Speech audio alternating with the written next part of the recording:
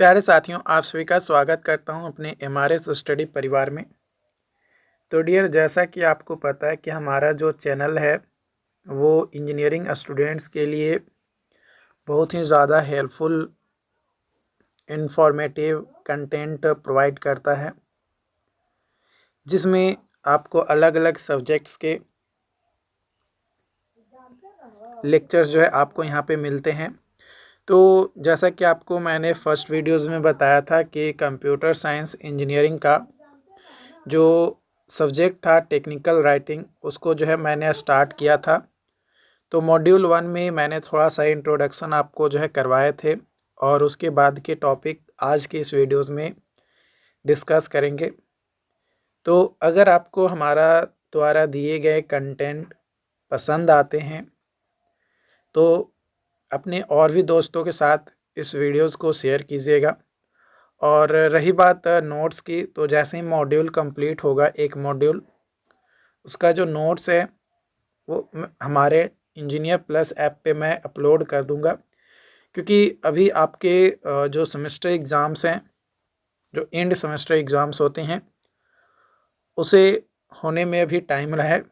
कम से कम फरवरी में आपका एग्ज़ाम्स होगा, जो कि बिहार इंजीनियरिंग यूनिवर्सिटी के द्वारा बोला गया है। 20 फरवरी से आपका एग्ज़ाम्स होगा, तो अभी टाइम है। तब तक आराम से ये सब्जेक्ट कंप्लीट मैं करा दूंगा। बाकी आपके जो ब्रांच पेपर हैं वो तो आपको खुद से ही करने होंगे। ये ब्रांच पेपर से थोड़ा हटकर है और थोड़ा इंग्लिश से रिलेटेड है, तो इसलिए मैं इस टॉपिक को मैं स्टार्ट किया था। फर्स्ट वीडियोस में भी मैंने बोला था आपको। तो आज का जो सबसे पहला जो पॉइंट ऑफ रेफरेंस है वो है टेक्निकल रीडर। रीडर का मतलब हम लोग क्या समझते हैं? एक वैसा व्यक्ति है ना, जो एक स्पेसिफिक फील्ड का उसके पास नॉलेज या फिर उसके पास एक्सपर्टीज़ हो, तो उसे जो है रीडर कहते हैं। या जो कुछ मतलब पढ़ चुका है या पढ़ रहा है, लेकिन एक स्पेसिफिक फील्ड या इंडस्ट्री में। लेकिन वहाँ पे जब टेक्निकल यूज कर दिया जाए तो वो कुछ वैसा कोर्स हो जाता है जो एक सर्टेन फील्ड में एक पार्टिकुलर टेक्निकल चीज़ें आ जाती है। जैसे ग्रेजुएशन तो बहुत सारे हैं, लेकिन टेक्निकल ग्रेजुएशन में आपका क्या आएगा? बीटेक, जिसमें टेक्नोलॉजी यूज हो रहे हैं। आपका बैचलर ऑफ ये हो गया, आपका मेडिकल एमबीबीएस भी हो गया, वो भी टेक्निकल में ही आता है, क्योंकि वहाँ पे भी टेक्नोलॉजी का यूजेस हो रहे हैं। तो टेक्निकल का मतलब है टेक्नोलॉजी, जहाँ पे भी टेक्नोलॉजी का यूज हो रहा है, और उसमें जो भी सर्टेन फील्ड या स्पेसिफिक एरिया में जिनके पास एक्सपर्टीज़ है या नॉलेज है, तो उसे ही जो है टेक्निकल रीडर कहा जाता है। ठीक है। बात किया जाए कैरेक्टरिस्टिक्स की टेक्निकल रीडर्स का, तो ये फैमिलियर होता है with technical jargon, concepts, processes और रिलेटेड जो भी पार्टिकुलर सब्जेक्ट्स है उसमें। एग्जाम्पल के तौर पे अगर बात किया जाए तो engineers, scientist, technician, software developers और भी कोई प्रोफेशनल जिसका एक स्पेशलाइज्ड नॉलेज होता है, तो उसे टेक्निकल रीडर्स कहा जाता है। बात किया जाए मैनेजेरियल रीडर्स, तो मैनेजेरियल रीडर्स वे इंडिविजुअल्स, व्यक्ति होते हैं जो सुपरवाइज करता है किसी भी ऑर्गेनाइजेशन के अंतर्गत। जो सुपरवाइजरी रोल होता है, यानी किसी चीज़ को आपको मैनेज करने का काम आपको दिया गया और आप उसे प्रॉपर तरीके से मैनेज कर पा रहे हैं, तो मैनेजेरियल रीडर्स हो गया। कैरेक्टरिस्टिक्स अगर बात किया जाए मैनेजर रीडर्स की, तो they require information that help them make strategic decisions, understand project progress और मैनेज रिसोर्स इफेक्टिवली। मान लो कि आपको जो है, आपको छोड़ो ना, मैं अपना ही एग्जांपल देता हूँ। मुझे आप लोगों के लिए लेक्चर्स जो है रिकॉर्ड करना होता है, तो मेरे पास रिसोर्सेज में क्या है? एक मोबाइल फ़ोन है, एक माइक है, है ना, और एक पेन है। ठीक, इतना सही तो आपके लिए, इतना ही रिसोर्सेज का यूज करके आपके लिए मैं लेक्चर्स बना रहा हूँ। तो क्या हुआ, रिसोर्सेज को प्रॉपर तरीके से, इफेक्टिव तरीके से मैनेज करके आप लोगों के लिए कंटेंट दिया जा रहा है। क्या इसमें एग्जाम्पल्स के बारे में बात किया जाए तो मैनेजर्स, एग्जीक्यूटिव्स, टीम लीडर्स और जो भी रिस्पॉन्सिबल होता है फॉर गाइडिंग टीम और ओवरसीइंग प्रोजेक्ट, तो वो हमारा मैनेजेरियल रीडर्स आता है। जनरल रीडर्स में आपका वे इंडिविजुअल्स आते हैं जिसका कोई स्पेसिफिक टेक्निकल एक्सपर्टीज़ या मैनेजेरियल रिस्पॉन्सिबिलिटीज़ नहीं होता है, तो उसे जो है जनरल रीडर्स कहते हैं। कैरेक्टरिस्टिक्स अगर बात किया जाए तो lack in depth knowledge of technical detail but are interested in obtaining a basic understanding और ओवरव्यू। जो बेसिक अंडरस्टैंडिंग और ओवरव्यू होता है वो उसके पास होता है, लेकिन कोई टेक्निकल नॉलेज उसके पास नहीं होता है, तो उसको जनरल रीडर्स कहा जाता है। एग्जाम्पल्स के तौर पे अगर बात किया जाए तो customers, and users, general public, employees for non technical department seeking general information, तो ये सारे जनरल रीडर्स के अंतर्गत होंगे। कई बार क्वेश्चंस एग्जाम्स में पूछ दिया जाता है कि एक्सप्रेसिंग और इम्प्रेसिव में क्या डिफरेंसेस है, तो आप आराम से यहाँ पे नोट डाउन कर लीजिए, आप वहाँ पे बता सकते हैं। तो पहला है आपका कन्वेइंग थॉट और फीलिंग, ये आपका एक्सप्रेसिंग में आता है। एंड यहाँ पे इम्प्रेसिव में बात किया जाए तो इवोकिंग एडमिनिस्ट्रेशन और रिस्पेक्ट। जो एक्सप्रेसिंग में कम्युनिकेशन होता है क्लियर और स्ट्रेट फॉरवर्ड होता है, लेकिन इम्प्रेसिव में कैप्टिवेटिंग एंड मेमोरेबल होता है। जो एक्सप्रेसिंग होता है इसमें एम्फेसाइज किया जाता है कन्वेइंग इंफॉर्मेशंस, और इम्प्रेसिव में फोकस किया जाता है ताकि एक प्रॉपर इम्पैक्ट डाला जा सके।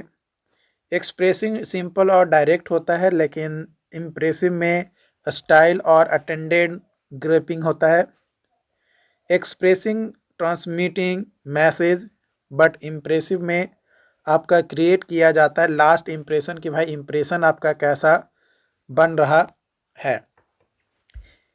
एक्सप्रेसिंग में कैन बी कैजुअल और फॉर्मल होता है, लेकिन इम्प्रेसिव में कैरीज करता है सेंस ऑफ ग्रैंडियर, मतलब इम्प्रेस करना ना भाई किसी को, है ना, बोला जाता है ना कि इम्प्रेस करो, है ना।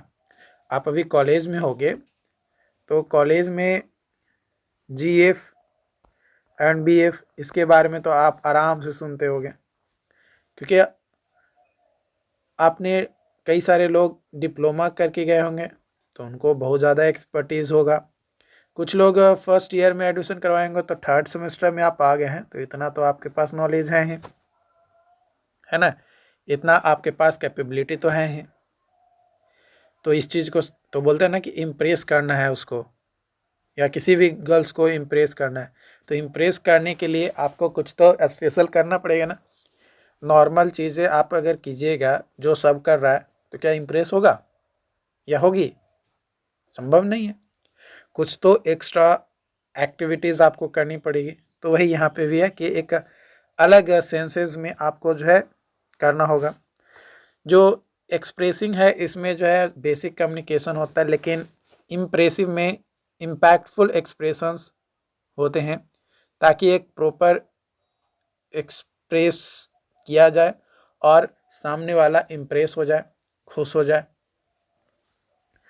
बात किया जाए correct use of noun in technical writing, तो देखो नाउन का यूज अलग अलग सेंस में होते हैं। सबसे पहले अगर बात किया जाए नाउन की, है ना, तो सबसे पहले अगर नाउन के बारे में बात किया जाए तो नाउन आपको पता है कि इस लेवल पे आपके दो नाउन होते हैं, एक होता है काउंटेबल नाउन, है ना, और एक होता है अनकाउंटेबल नाउन। ठीक है, तो काउंटेबल नाउन आपके तीन होते हैं, है ना, प्रॉपर, कॉमन और कलेक्टिव। प्रॉपर, कॉमन और कलेक्टिव। लेकिन अनकाउंटेबल नाउन में मटेरियल और एब्स्ट्रैक्ट। तो ये 5 तो होते हैं, हम लोग पढ़े तो हैं 5, लेकिन एग्जैक्टली 2 होता है, 2 को ही 5 में डिवाइड किया जाता है, 5 अलग अलग फॉर्म में। प्रॉपर जिसमें नाम से हमें पता चलता है किसी भी जगह का, है ना, या किसी वस्तु का या किसी आदमी का नाम हमें पता चलता है, तो वो प्रॉपर नाउन कहलाता है। जब किसी जाति के बारे में हमें पता चलता है कि वो लड़का है, लड़की है ना, मेल है, फीमेल है, तो वो हमें कॉमन नाउन से मिलता है, या बैल हो गया, भैंस हो गया, जो भी आप बोलते हैं। इसके अलावा जब हम लोग बोलते हैं कि ये जो है चींटियों का झुंड है ना, यह सोल्जर्स का ग्रुप है, तो वो हमारा कहलाता है कलेक्टिव नाउन। और मटेरियल नाउन जैसे दूध हो गया, दही हो गया, तो वो मटेरियल नाउन के अंतर्गत आता है। एब्स्ट्रैक्ट नाउन जैसे बुढ़ापा हो गया, जवानी हो गया, इस तरीके की चीज़ें आपका जो है एब्स्ट्रैक्ट नाउन में आते हैं। तो ये सभी चीज़ें उम्मीद करते हैं कि आपने पढ़ा होगा फर्स्ट ईयर में, अगर आप फर्स्ट ईयर पढ़े हो तो।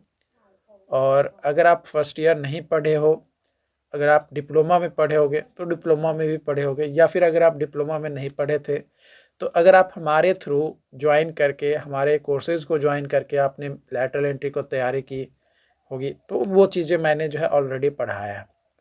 तो उतना डिटेल्स में जाने की ज़रूरत है नहीं मुझे, और उतना डिटेल्स में आपसे क्वेश्चंस भी नहीं पूछेगा कि नाउन क्या होता है। जो बेसिक चीज़ें हैं वो आपको पूछेगा, जो आपके सिलेबस से रिलेटेड है। तो सबसे पहला स्पेसिफिसिटी के लिए जो है हम लोग नाउन का यूज़ करते हैं, जिसमें एक प्रिसाइज मीनिंग जो है हमें पता चलता है। जैसे इंस्टेड ऑफ डिवाइस, हम लोग जो है स्पेसिफिक टाइप ऑफ डिवाइस को स्पेसिफाई कर सकते हैं माइक्रो कंट्रोलर या सेंसर के नाम से। उसी तरीके से कंसिस्टेंसी के लिए भी जो है नाउन का यूज़ किया जाता है ना। Choose the term and stick it to avoid the confusion को हटाने के लिए। इसके अलावा अवॉइड एम्बिग्विटी, है ना। Ensure that your noun have clear and unambiguous meaning.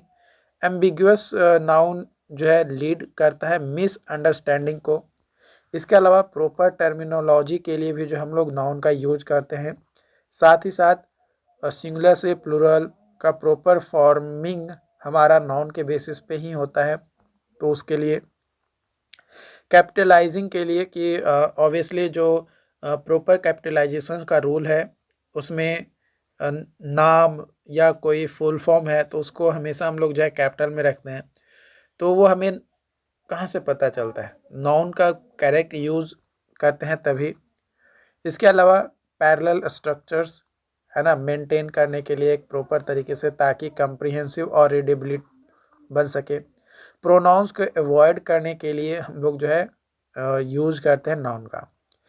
देखो जैसे एग्जांपल के तौर पे अगर बात किया जाए तो एक स्टेटमेंट यहाँ पे लिखा गया है। स्टेटमेंट बोला जा रहा है कि this system should be connected to the server and that should transmit data securely.